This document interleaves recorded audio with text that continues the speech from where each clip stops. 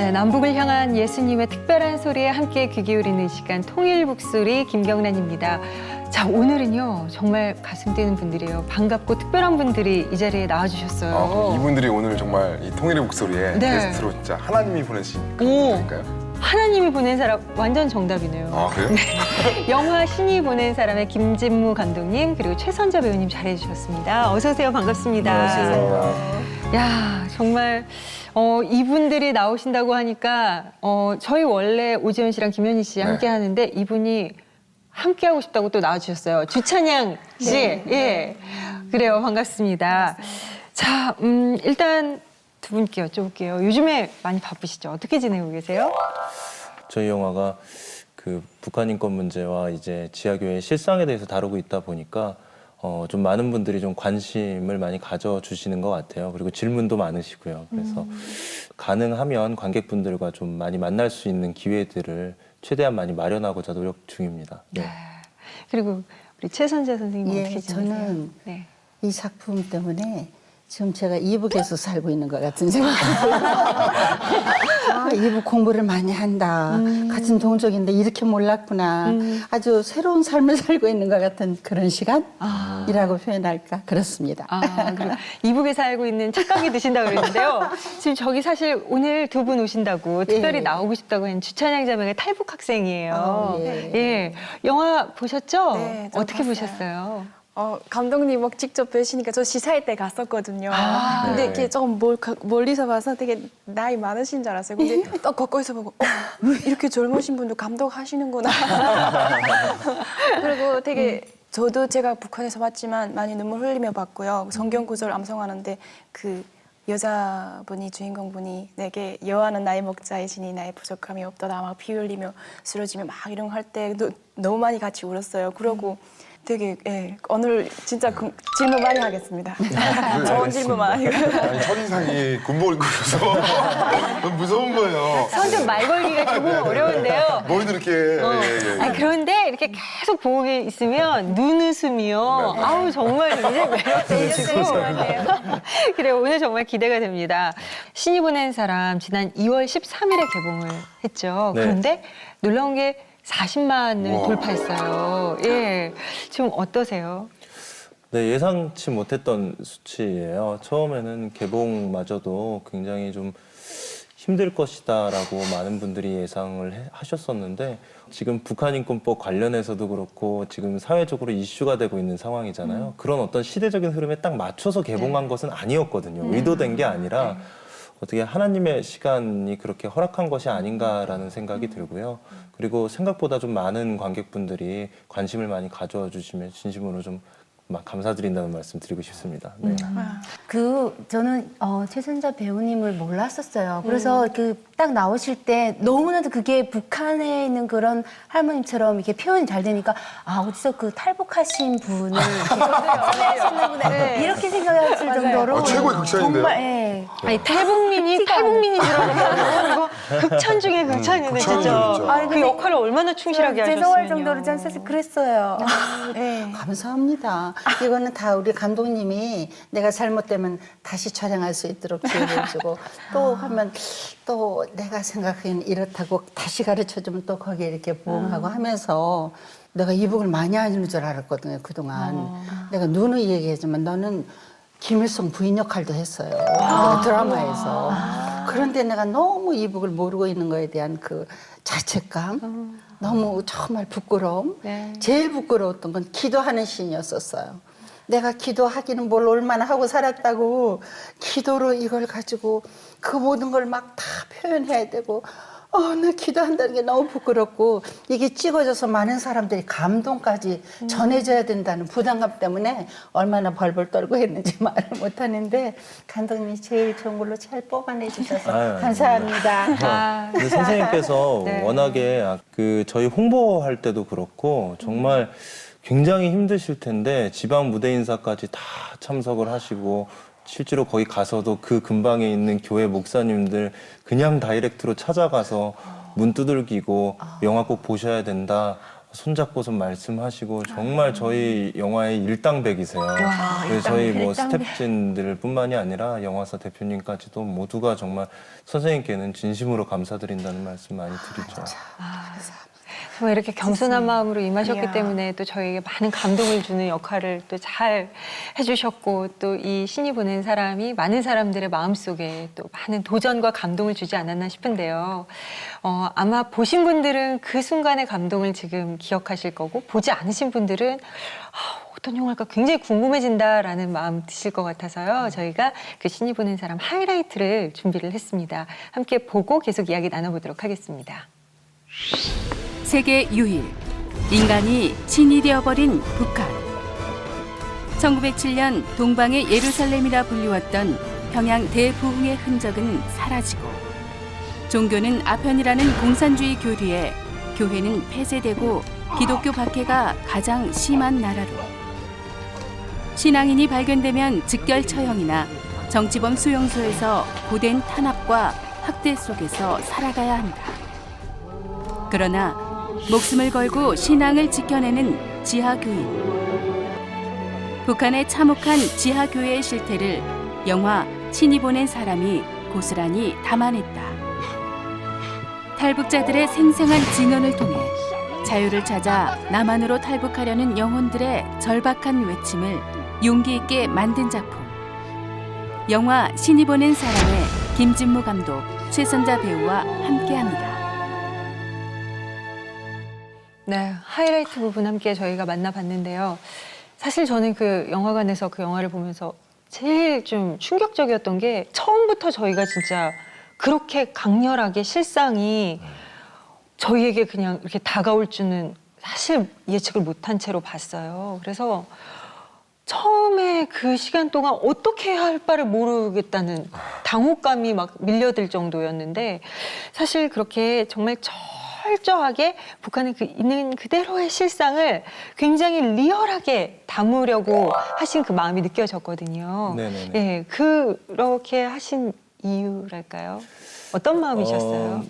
제가 처음에 이 영화를 만들고자 했었을 때 이 영화가 사실 투자가 될 것이라고 예상을 하고선 진행을 한 게 아니었어요. 제가 우연히 공개 처형 장면과 그리고 북한 지하교회의 실상이 담긴 어떤 영상 자료들을 보게 됐거든요. 저희 영화에 두 가지 키워드가 있잖아요. 북한 인권과 지하교회의 실상. 이 두 가지를 한꺼번에 충무로 현장에 가지고 들어간다는 것은 사실 거의 불가능에 가까워요.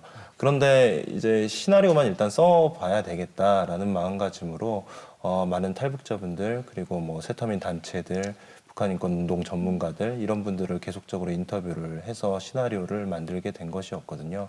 근데 거기에 제일 원칙이 있었던 것이 왜곡을 한다거나 혹은 묻 영화에서 북한에 대한 소재를 다룰 때의 어떤 감상적인 시각으로 북한을 바라본다거나 또는 우리는 잘 살고 그들은 불쌍해 이런 식의 어떤 연민의 시선으로 바라본다거나 이런 것들로부터 좀 떨어져서 최대한 객관적인 시점으로 영화를 좀 대해야 된다는 마음가짐 그게 제일 중요했던 것 같아요.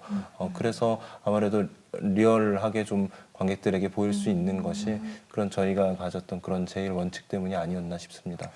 제가 볼 땐 또 특히 이걸 재현을 해야 되는 배우들의 고충이 굉장히 심했을 것 같아요. 왜냐하면 그 상황이 굉장히 좀 마음도 너무 어렵고 그래서 그 배우들은 어땠는지 좀 궁금합니다. 사실 김인권 씨라든가 그 부인역을 한 오사라라든가 정말 고통스러워했었어요. 왜 그러냐면 지금도 고통스러워해요. 왜냐하면 무슨 말을 한마디 하는 것도 굉장히 무거운 중압감을 가지고 정말 우리 동족과 우리 민족의 이야기다 이런 생각을 해서 무슨 배우로서가 아니라 이제 어떤 민족의 어떤 막 대표자 같은 말 한마디가 그런 것 같이 그리고 인권 씨 같은 경우는 그 고문당하는 씬에서 너무 많이 아팠대요. 그래가지고 이게 아직 사실 회복 안 되는 부분이 있다고 그래요. 육체적으로도. 그리고 우리가 그 촬영할 때 굉장히 추웠어요. 작년 우리가 사순절 때였는데 정말 작년같이 추울 때가 없었거든요. 근데 전부 우리는 난방이 되지도 않은 상태에서 근데 모든 사람들이 군소리 하나도 없이 그렇게 순전하게들 그 배우들도 정말 투덜대는 거 한 번도 없이 그렇게 촬영한 거는 참 놀라운 일인데 그 아름다움들이 아마 지금의 어떤 열매같이 이렇게 받아주는 것 같은 생각이 그래서 그런지 저는 이 영화를 볼 때 제 개인적인 생각은 그 영화를 보면서 아 내가 이 북한 안에 있다는 그런 착각을 약간 하면서 저는 많이 봤어요. 그래서 저는 그걸 보면서 막 뭐 눈물이 난다, 무섭다 이게 아니라 정말 내가 여기 안에 있으면 무섭다는 이런 생각이 확 들 정도로 보면서 내가 되게 힘들었던 것 같아요. 보면서. 저는 사실 이제 이걸 본 다음에 이제 실상이라고 하기엔 너무나 잔인하고 참 참혹하다라는 느낌에 탈북민 친구들한테 이렇게 쓱 물어봐서 혹시 보셨어요? 그랬더니 굉장히 담담하게 아, 예, 그거 그냥 저희에게 있었던 일이에요. 그냥 이렇게 오히려 담담하게 이야기를 하면서 그런 표정을 보는 게 더 정말 사실은 맞아요. 아, 이게 진짜 그냥 아무렇지도 않게 일상 다반사로 벌어지는 상황이구나라는 거에 사실 더 놀랐거든요. 김현희 씨, 사실 그분이 김현희 씨예요. 네. 그게 사실은 저희가 어릴 때도 북한에 있어봤고 또 이렇게 한번 잡혀갔다 나왔지만은 그 땅에서 총살하는 사람들도 볼 때 그런 마음이었어요. 당을 배반하고 저 지 마음대로 가는 거 당연히 죽어야지라는 그런 덤덤한 심정. 그게 어떻게 저럴 수 있어? 너무 잔인해. 이게 아니라 당연한 거라는 그게 저 아직도 있나 봐요. 그 영화를 보면서 저게 실상인데 네, 또 오히려 이렇게 막 놀라시는 분들이 오히려 더 이상한 거예요. 그래서 아직도 우리 안에 이렇게 갭이 되게 많구나. 우리 너무 덤덤하게 보는데 너무 쇼킹하시고 그런 모습도 우리 주찬영 씨는 같이 이제 탈북민으로서 네. 영화를 봤을 때 어땠어요? 되게 저는 그 영화를 딱 보고 나오는 순간부터 되게 물어보는 분들이 많았어요. 저는 그때 감독님이 왜 이렇게 강한 것만 달았지? 근데 그 영화를 볼 때 그 한 사람인데 너무나도 무거운 막중한 그런 아픈 것들이 담겨 있어가지고 그 영화가 너무 힘들잖아요. 그래서 시사회 때 저도 막 기자는 아니지만 질문하고 싶었는데 그래도 그 기자분들이 다 이렇게 질문해서 대답하실 때 감독님이 이야기해 주시더라고요. 그 한 사람인데 다 벌어진 실상이 아니라 북한에 있는 그 현실들의 집약체라고 그렇게 딱 얘기하시는 거예요. 맞죠? 그렇게 네, 얘기하셨죠? 맞습니다. 그때 그랬구나. 그래서 관객분들도 그 시사회까지 다 들으셨으면 그랬으면 더 많이 이해하셨겠다 이런 생각도 했었어요. 그러니까 아직도 그 궁금증을 너무 많이 던지셔가지고요. 진짜 당황하고 궁금증 많으신 분들이 너무 많을 것 같아요. 저도 이제 쭉 할 건데요. 궁금한 게 있어요. 지금 물어볼까요? 근데 하나만 풀어보세요. 지붕 위에서 그 바보. 예수님 이거 장애인이 이제 네. 예수님 화보를 예수님 화보 쓰고 쓰고 이렇게 불에 타서 죽잖아요. 그때 그게 약간 너무 이렇게 딱 그게 어떻게 분석해야 할지 되게 많이 궁금했어요. 어떤 의미? 네. 관객들이 그 질문을 참 많이 하는 것 같아요. 근데 제가 아까도 말씀드렸다시피 이제 한 1년 정도 인터뷰를 통해서 나온 이야기들을 가지고 재구성을 했다라는 말씀을 드렸었잖아요. 근데 그 가운데에서 유일하게 이제 작가적인 의도로 창조해낸 인물이 그 용석이라는 인물이에요. 그런데 이런 생각을 해봤어요. 북한 내부에 그 체제 아래에 그 가장 현실적인 방법으로 예수님의 이미지를 갖다 놓고 싶다는 생각을 했어요. 그게 이제 단순히 뭐 리얼리즘을 떠나서 어떤 영화적인 시선을 그 안에 담아낼 수 있다면 과연 어떤 방법이 있을까라는 고민을 했던 것 같아요. 근데 지난번에 제가 관객과의 대화를 하는데 북한 전문 어떤 교수님이 저한테 그런 말씀을 하시더라고요. 북한 내부에서 정치범들의 등급을 나눠서 어떤 계층을 나누는데 그 가운데서 가장 낮은 자가 누구인가 했을 때 두 가지를 꼽는데요. 하나는 장애인, 그리고 하나는 크리스천.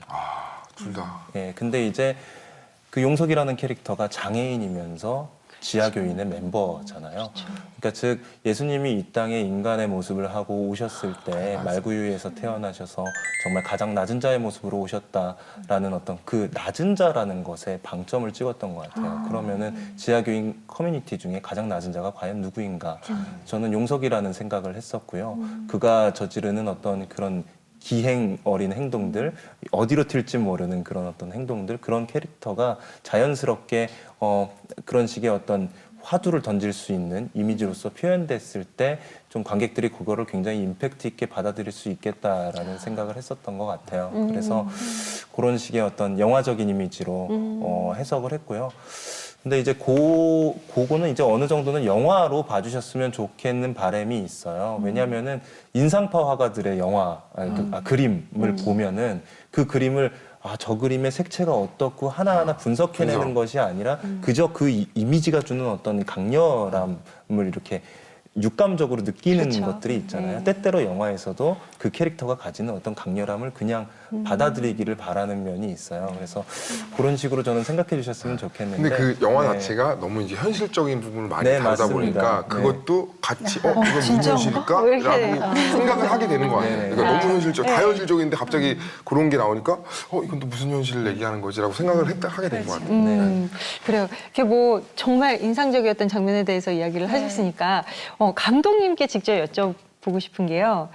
정말 거기에 성경 구절도 나오고 이제 찬송도 네. 나오고 그러잖아요. 정말 하나하나 얼마나 마음에 이렇게 또 점검을 하시고 또 생각하시면서 써내려 가셨을까라는 생각이 들었는데 가장 좀 중요하게 생각하신 장면이나 뭐 어떤 대사 이런 것들이 어떤 거였을까요? 어떤 그 탈북자분이 중국에서 복음을 받아서 다시 북한 내부에 들어가셨대요. 근데 이분이 기타를 참 잘 치셨다 그러더라고요. 그래서 해질녘에 그 이민들이 노동을 하고 이제 퇴근을 해서 돌아오는 길이 되면 논밭 있는 데서 혼자 기타를 연주하시곤 하셨대요. 그런데 그럴 때마다 많은 이제 그 마을 사람들이 그 기타 선율이 너무 아름답고 좋아서 335 모여 앉아서 거기서 기타 연주를 듣곤 했었다고 하더라고요. 근데 뭐 아시겠지만 그 기타 멜로디가 다 찬송가였었던 거예요. 그러니까 저는 그것이 어찌 보면 자신의 어떤 신앙적인 가치관을 그 강제적인 체제 아래에서 자신이 표현할 수 있는 어떤 방법을 찾은 것이라는 생각도 들었고요. 동시에 그게 역으로 오히려 그런 센 이야기들보다 더 슬프게 느껴졌던 것 같아요. 그래서 영화 안에서 그것이 이제 좀 표현돼 있는 부분들이 있죠. 네. 그러니까 그런 것들이 더 마음에 남는 것 같아요. 오랫동안. 오랫동안 남고 생 그런 얘기보다는 오히려 그런 것들이 마음에 잔잔하게 계속 마음에 남는 거가 있는 것 같아요. 그리고 제작하는 그 중간에 그 네. 간첩으로 신고받은 적도 있다고 이렇게 들었는데 그거 어떻게 누가요? 감독님이요? 아니요. 저희가 우리 팀들이 다 그렇죠. 그리고 거기가 촬영장이 정말 이북 같았어요. 저도 저희 아버지 거의 고향이라서 알아요. 거기 느낌을 사부의 느낌을 알아요. 강원도 영월 영월. 쪽에 아. 정선 뭐 이런 강원도 일대입니다. 그 사북 탄광에 있는 네, 알아요. 근처예요. 3일절인가 언제 촬영을 이렇게 하는데 그 심심산골에 태극기들이 다 꽂혀 있는 거예요. 3일절 날. 근데 우리는 이북을 지금 촬영하러 들어가는 대한민국 태극기가 너무 걸려 있으니까 이거 어쩌나. 예, 그렇더라고요. 그래서 근데 저희가 그 장면을 어떤 장면을 찍고 다 철거를 하고선 나왔어야 됐는데 근데 저희가 일부 모르고 한 방에서 다 철거했다고 생각했는데 철거를 못 하고 나온 거예요. 근데 거기에 이제 김일성, 김정일 사진이 걸려 있는 근데 거기에 이제 그 MT 간 대학생들이 담력 시험 같은 거 하러 거기에 들어갔는데 그게 방 안에 이렇게 걸려 있으니까 간첩들이 여기에 기거했던 흔적을 발견했다고 신고를 해서 그래서 이제 군부대에서 1개 중대가 거기에 출동을 했었던 거예요. 감독님 그 옷을 안 입고 다니시는 저는 아까 감독이 탁 볼 때요. 이 사람 탈북한 그 탈병? 그래서 그 안에 나름의 그 사연이 있어서 이 영화를 찍은 게 아닌가 이렇게 살짝 그 안에서 막 시나리오를 잠깐 썼다니까요. 그냥 밀리터리 룩을 좋아합니다. 관련이 없는 걸로 그냥 패션 밀리터리 좀 취향이신 좋아하시는 걸로. 그래요. 사실 이 영화에 대해서 참 여러 가지 이야기가 많았어요. 정말 당혹스럽게도 신천지 논란도 있었고, 네. 그리고 또 첫 영화 이제 제작 기간 즈음에는 대국민 모금 운동 같은 네네네. 것도 있었고요.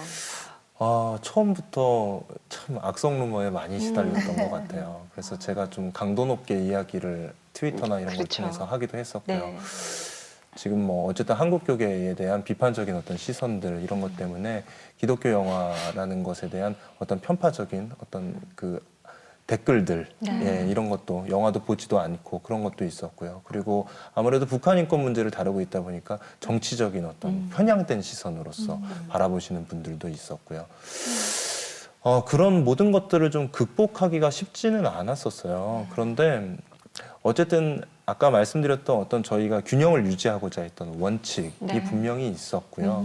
때문에 저희 영화에 참여하셨던 스태프들이 어떤 분은 굉장히 보수적인 성향이 강한 분, 또 어떤 분은 굉장히 진보적인 성향이 강한 분, 그리고 또 어떤 분은 크리스천, 어떤 분은 크리스천이 아닌 분, 모두가 한 영화에 동의를 내리시고 저희 영화에 참여를 해주셨다는 것이죠. 그러니까 즉 인권에는 그리고 인간에 대한 어떤 그런 이야기를 하는 데 있어서는 크리스천이냐 비크리스천이냐 그리고 정치적으로 좌우가 없다. 그런 어떤 균형을 유지한 것이 결국에는 극복 요인이 되지 않았나 싶은 거죠. 네. 그 또 사건 현장이 이제 그 두만강 지역 쪽이다 보니까 그 사투리를 표현해야 되잖아요. 너 중국 갔다 왔니? 뭐 이러면서 네. 그거를 이렇게 몸에 배이도록 근데 그거를 단기간에 그걸 어떻게 습득하고 그렇게 아예 그 고장 사람처럼 그렇게 표현할 수 있었는지 좀 저희는 그걸 모르죠, 그 그래서. 노력이 저는 오히려 더 영화보 내용보다도 그게 더 감동이었어요. 그런. 저희 영화에 북한말 선생님이 계세요. 네. 근데 이분은 탈북을 하신 뒤에 원래는 그 크리스천 분들뿐만이 아니라 정치범들 탈북하시는 분들을 때려잡는 일을 하셨던 여분이셨어요. 여자분인데요. 예, 근데 이제 이분이 탈북을 하시고 난 이후에 그 성경을 접하게 됐고 굉장히 그때 충격을 많이 받으셨다 그래요. 성경을 보고 나서 제일 먼저 들었던 생각이 그거였대요. 주체 사상이 먼저야, 성경이 먼저야. 즉 주체 사상이 기독교를 베이스로 만들어졌다는 것에 대해서 그 자신이 가지고 있었던 가치관의 혼란을 느끼게 됐었던 것이죠. 근데 한국에 들어오셔서 한국 영화계에서는 굉장히 유명한 분이세요. 대부분의 뭐 베를린이라든지 웰컴 투 동막골이라든지 이런 큰 영화들의 사투리를 항상 담당하시는 분인데요. 그러시군요. 네. 이분이 참 재밌는 게 저희 영화의 어떤 그 캐릭터들이 각자가 갖고 있는 백그라운드 스토리까지도 시나리오를 읽으시고 만들어내세요. 그러니까 이게 좀 더 어떤 현실적인 어떤 당위성을 띠기 위해서는 어떻게 세팅이 되어야 된다.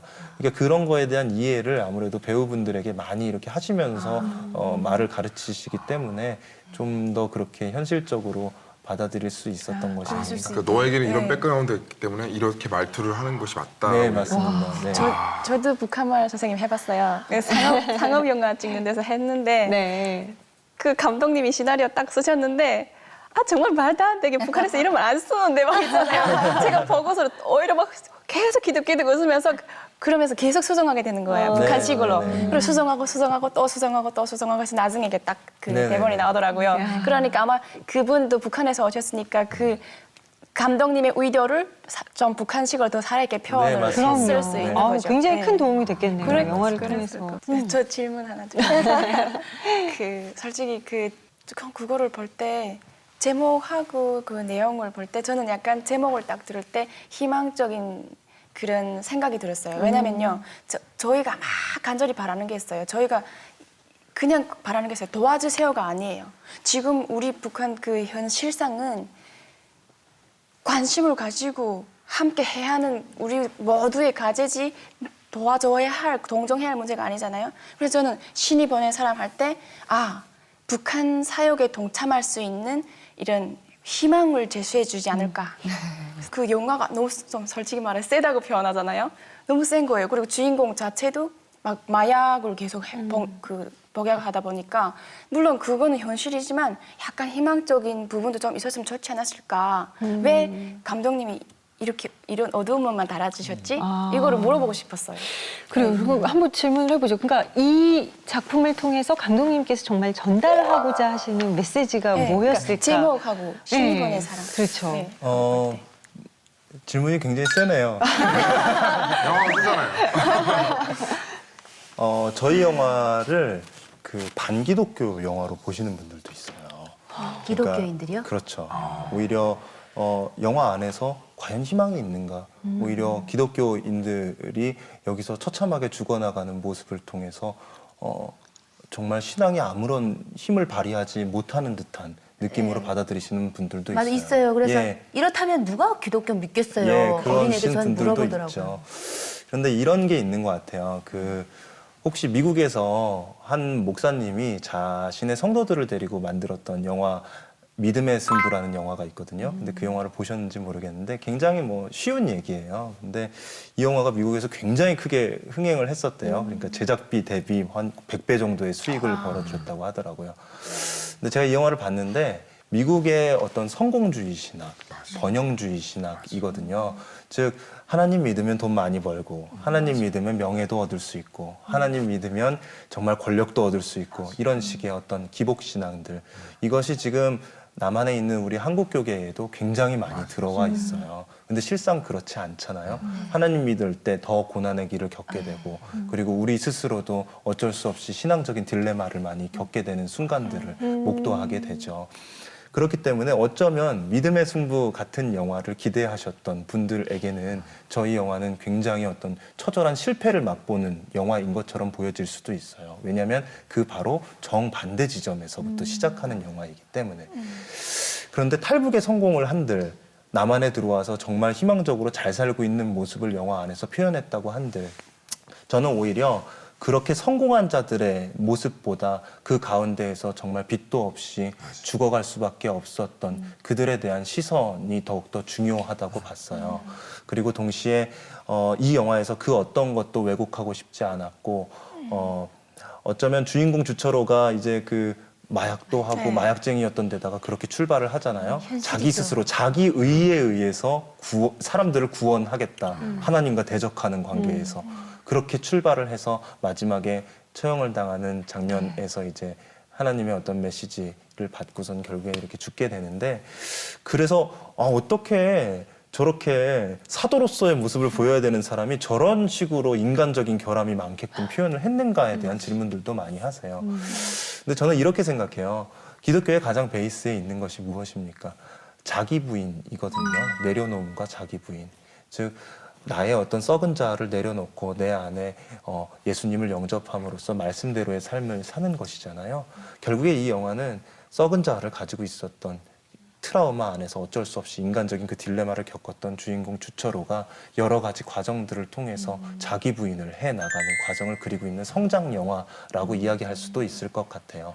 그리고 아까도 말씀드렸지만 다양한 캐릭터들, 신앙의 절개를 끝까지 지키는 할머니 같은 사람도 나오고, 그리고 그 가운데서 정말 자기 자식 때문에 어쩔 수 없이 배교할 수밖에 없는 인간적인 모습을 가진 사람도 나오고, 현실주의자도 나오고, 체제주의자도 나오고, 그런 여러 가지 인간 군상들의 모습들을 통해서 우리가 과연 나는 저 가운데 과연 어느 입장에 서 있는가에 대한 자가 반성이 그 안에서 필요하다는 생각을 했었어요.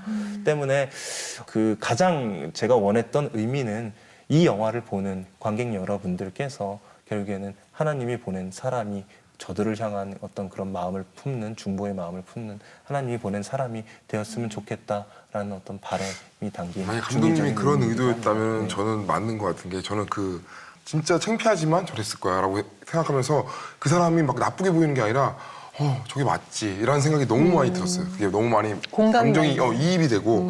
근데 또 그 영화 속에 보면은 그 철호가 하는 대사 중에서 나만이 정말 가나안 땅입니까? 라는 그런 대사가 있잖아요. 근데 그 대사가 정말 저한테는 많이 마음이 울렸던 게, 여러 가지 생각을 하게 하는 것 같아요. 정말 나만이 가나안 땅이라고 얘기했을 때 맞아, 나만은 가나안 땅이야 라고 얘기하는 사람도 있겠고, 아니야, 나만 가나안 땅이 아니야 라고 되게 생각을 많이 하게 하는 그런 대사인 것 같아요. 저희 입장에서는 가나안 땅은 맞지만 가나안 땅이라고 좋은 건 아니야. 가나안 안에는 뭐 잡신도 많고 여러 가지도 있고 막 이렇게 생각을 했는데, 여기서 이렇게 자문하게 만들게 하는 그런 것들이 감독님의 의도인지 아니면. 네, 맞습니다. 이 영화는 어찌 보면 제가 영화를 통해서 답을 내려주는 것이 굉장히 교만한 모습이 아닐까라는 생각을 했어요. 과연 이 땅을 살아나가는 우리가 그들을 향한 마음을 품을 때 어떤 연대적인 책임의식을 갖고 있는 것인가, 그리고 정말 우리 땅이 가나안 땅이라고 볼 수 있는가, 여러분들이 생각하기엔 어떠십니까? 라고 질문해보고 싶었던 것이죠. 그래요. 그 질문 딱 봤을 때 저는 굉장히 미안했어요. 북한에 있는 우리 동포들에게 그들이 그렇게 염원하는 자유와 신앙의 자유와 신념을 지킬 수 있는 그 모든 것들이 보장되어 있는 이 남한이라는 땅을 우리가 너무 더럽혀 놓은 것은 아닌가, 너무나 지켜주지 못한 것은 아닌가라는 그런 반성도 좀 하게 됐었어요. 처음에 뭐 얘기를 들었기로는 이 영화 제목이 원래는 사도였다고 들었어요. 네. 진짜요? 네, 근데 신이 보낸 사람으로 이렇게 바뀌었는 건데 아, 그래요? 왜 이름이 이렇게 바뀌게? 그런데 사도를 일반 대중들이 굉장히 쉽게 못 받아들이는 것 같아요. 그래서 정의의 사도 뭐 이런 말들만 좀 더 그러니까 크리스천이 아니신 사도란 말이 좀 분들. 약간 네네네. 그래서 저희 영화를 사극이나 그 무협 영화로 생각하시는 분들이 사도하니까 무슨 있으셨어요. 약간 그 애들 중세 시대의 그렇죠. 그런 게 느껴졌나 봐요. 그래서 좀 영화 마지막에 이제 제목을 좀 쉽게 풀이를 해서 바꿨으면 좋겠다라고 해서 딱 검색을 해봤더니 사도의 그 사전적인 정의 중에 신이 보낸 사람이라는 말이 있어요. 풀어서. 그래서 좀 더 풀어서 쉽게 전달을 하고자 했는데 오히려 그 신이 보낸 사람이라는 제목 때문에 많은 분들이 신이 보낸 사람이 누구냐라는 또 질문으로 이어지더라고요. 그래서 참, 네, 어쨌든 다양한 의견들이 나와서 좋습니다.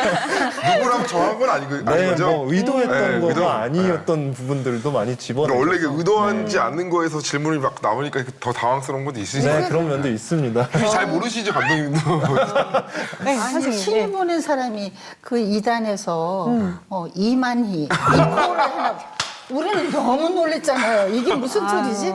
거기서 돈을 받았냐 그것이 아니라 그분들이 그렇게 야비하더라고요. 어떻게 신이 보낸 사람을 다 끄집어다가 자기 그 교주를 갖다가 이렇게 동유시. 야 정말 이단은 이단이구나. 우리 저는- 정신 번쩍 차려야 되겠구나. 신방온 것 같아요. 목사님하고 사모님이 신방와가지고 저희 그러니까 사실은 굉장히 신이 보낸 사람 보신 분들은 아시겠지만 굉장히 좀 무겁고 굉장히 좀 이렇게 그 안에 담겨 있고 그런 것들이 정말 리얼한 실상이어서 사실 시작 전에는 조금의 그 엄숙함과 좀 약간의 그 부담감과 이런 무거움이 있었는데 이야기를 나눌수록 굉장히 훈훈해지고 따뜻해지고 그리고 또 감독님 좀 말 걸기 어려울 줄 알았는데 정말 말씀 속에 따뜻함과 사랑이 묻어 있는 듯한 마음이 들고요. 거짓말이 아니고 네. 정말 진심을 가지고 있어서 너무 믿음도 예쁘고요. 또 이렇게 저는 이 그 촬영을 할 때 너무 재밌는데 감독들이 굉장히 카리스마가 그쵸. 있거든요. 뭐 스탠바이 하고 막 카트 막 이러고 그러는데 이 양반은요. 스탠바이 준비됐어요. 카트.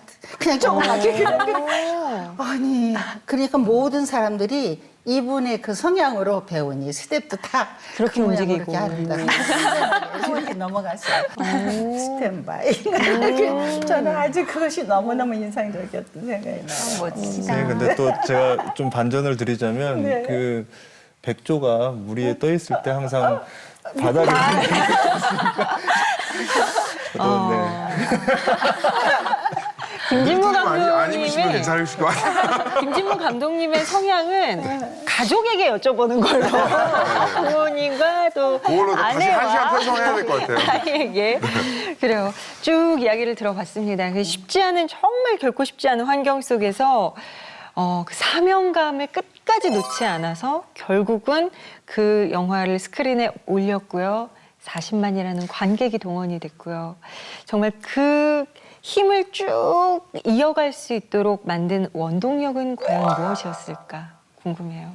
저는 하나님이 본인에게 어떤 의미입니까? 라는 것을 저한테 질문을 하셨을 때 항상 하나님은 저에게 시간입니다. 라고 말씀을 드려요. 그 말인즉슨 결과가 어떻게 되느냐가 중요한 것이 아니라 알파와 오메가 안에 거하시는 하나님의 그 시간을 내가 어떻게 보냈는가가 훨씬 더 중요해지는 것 같아요. 그래서 이 영화를 사순절 기간에 시작해서 부활주일에 촬영을 마치고 뭐 그것도 우연이었지만 그리고 1년 뒤에 지금 이 자리에까지 있는데요. 그 시간이 쉽지만은 않았어요. 인간적인 갈등도 굉장히 많았었고 그리고 정말 내려놓고 싶은 순간도 한두 번이 아니었어요. 하지만 제가 항상 마음 먹었던 것은 기도드렸던 것은 내가 하나님의 시간 안에 거하고 있습니다. 그리고 저는 결과가 어찌됐든지 간에 그 과정을 완수해내겠습니다. 라는 마음가짐이었던 것 같아요. 그건 지금도 변함이 없고요. 그렇기 때문에 제가 왜 이 영화를 찍었느냐보다 이 영화를 찍은 이후에 어떠한 삶을 살아나갈 것인가를 훨씬 더 고민하게 만드는 것 같아요. 그래서 좀 앞으로는 그런 부분들에 대해서 좀 기도 좀 해주셨으면 좋겠습니다. 네. 그래요. 정말 하나님을 향한 하나님의 시간 안에 거하고 있습니다. 그 사명감과 그 마음으로 정말 보석 같은 영화를 만들어 주셨어요. 신이 보낸 사람. 정말 제작진에게 정말 감사드리고요. 또 오늘 이렇게 또 보석 같은 이야기들 풀어주신 김진무 감독님 그리고 최선재 선생님께도 깊은 감사의 말씀 드립니다. 오늘 말씀 잘 들었습니다. 네, 감사합니다. 고맙습니다. 그래요. 우리가 신이 보낸 사람 속 북한. 한때 이 북한의 수도 평양이 동방의 예루살렘이라고 불릴 정도로 정말 성령의 대부흥의 발원지였는데 지금은 기독교 박해가 정말 굉장히 가장 심한 그런 땅이 되어버리고 말았습니다. 그러한 실상을 고스란히 담은 영화의 신이 보낸 사람 그리고 북한을 향한 뜨거운 우리의 마음들에 대한 이야기들 저희들이 함께 나눠보는 시간이었어요. 네. 어떤 목사님이 저한테 한 얘기가 저는 굉장히 많이 깨달아졌거든요. 그게 뭐였냐면은 하나님은 우리가 잘 살고 못 사는 거에 관심 없으시다고. 하나님은 그 상황 안에서 하나님과 나와의 관계를 더 중요시 여기신다고. 근데 그거를 이 영화를 통해서 되게 많이 느끼게 된 것 같아요. 우리가 정말 북한을 위해서 1분이라도 더 기도해 줄 수 있는 그런 어떻게 보면 하나님의 사람이 되어야겠다는 생각을 굉장히 많이 했어요. 네. 지난 그 반갑습니다를 통해서도 제가 굉장히 많이 배우기도 했는데 이번에도 떠오른 단어가 그 겸손이에요. 사실 제 안에 탈북자지만은 이 남한을 향해서 자꾸 외치는 소리가 니들이 북한을 알면 얼마나 알겠어라는 그게 있거든요. 근데 이게 굉장히 교만하다라는 생각이 들어요. 그래서 특히 감독님 말씀을 들으면서 하나님 안에 저렇게 진실하게 또 그 과정들, 하나님 안에서의 그 시간들을 내가 성실하게 진실하게 또 탈북자로서 이 정체성에 감사하면서 잘 살아나가야 되겠다라는 그 겸손한 생각이 떠오르네요. 정말 북한의 어떤 영혼들을 위해서 기도하지만 이 땅의 탈북자들도 그렇게 성실하게 진실하게 살아갈 수 있도록 기도해 주시기를 정말 부탁드려요. 네. 저도 오늘 너무 이렇게 많이 쓱 속이 막 내려가는 것 같아요. 그리고 너무 반성 많이 하게 됐어요. 이렇게 그 감독님의 모습이 이 시대 청년들의 모습이 되었으면 좋겠다 이런 마음이 들었어요. 왜냐면요, 저는 아직 한국에 와서 한국 여기 생활에 대한 꿈을 못 꿔보고 계속 고향에 대한 꿈만 꿔요. 그러니까 저는 계속 북한이 보이는 거예요. 그러니까 진짜 주찬영 씨 그 얘기해요. 자꾸 네. 우리 고향의 그 흙냄새가 얼마나 좋은데요. 네. 그런 얘기도 하면서 네. 그리워하기도 그래서 하고. 진짜 이런 생각이 드는 게 되게 가끔은 제가 주세요 기도하다가 안 하고 가만 이러고 있을 때 있어요. 막 중보할 때. 왜냐면요, 우리는 막 아버지 주세요 기도하잖아요. 근데 하나님 생각하실 때 우리가 진짜 하나님 아버지라고 하시면 우리 아버지가 예를 들어서 자식들을 보실 때 북한도 저는 하나님의 한 부분의 살점이라고 생각하거든요. 근데 얼마나 아프시겠어요. 근데 제가 가끔씩 막 이렇게 하나님에 대해 막 구할 때 내가 지금 뭐를 구하고 있지? 내가 너무 이기적이거나 막 이런 생각 들거든요. 근데 이렇게 너무 이렇게 이 시대에 이렇게 이런 분들이 계시거나 할 때 정말 하나님 아파하시는 부분을 같이 바라보고 같이 기도하는 사람들이 더 많아졌으면 좋겠다. 이런 생각 되게 많이 하는 시간이었어요. 그래요. 감사합니다. 김연희 씨도 우리 탈북민들도 정말 깨어서 기도해야 된다라는 이야기도 하셨고요. 우리가 지금 일당백이라는 단어를 참 많이 썼는데 사실 한 사람이 일당백 하면 참 고마운 일이지만요. 한 사람 한 사람이 다 일당백의 역할을 한다고 생각해 보세요. 얼마나 파워가 넘치겠습니까? 누구나 다 일당백의 마음으로 정말 좀 충실한 이 시대의 사명자로서의 역할을 좀 잘 감당하는 우리들이 됐으면 좋겠다라는 마음이 듭니다. 네, 통일북소리 두 번째 시간이었고요. 오늘은 참 풍성한 이야기 속에 마치기가 아쉽지만 여기까지고요. 저희는 다음 시간에 다시 찾아오도록 하겠습니다. 고맙습니다. 중국에 사는 데 살란 주은이는 엄마 아빠의 얼굴을 기억하지 못합니다. 목숨을 걸고 북한 국경을 넘었던 주은이의 엄마 아빠는 주은이를 낳은 지 얼마 되지 않아 북한으로 강제 북송을 당했기 때문입니다. 현재 주은이는 자신처럼 엄마 아빠를 잃은 언니 오빠들과 함께 생활하고 있습니다. 아이들은 엄마 아빠를 다시 볼 수 있다고 희망을 가져보지만 어쩌면 평생 엄마 아빠를 볼 수 없을지도 모릅니다. 중국에 있는 탈북고아들에게 희망이 되어주세요. 엄마 아빠가 없는 그들에게 엄마 아빠가 되어주세요. 서빙 라이프는 중국에 살고 있는 북한 고아들을 돕기 위해 여러분의 손길을 기다립니다. 더디지만 반드시 오는 봄처럼 탈북 고아들의 얼굴에도 따스한 봄볕 같은 미소가 다시 피어날 수 있도록 여러분의 작은 관심을 보여주세요.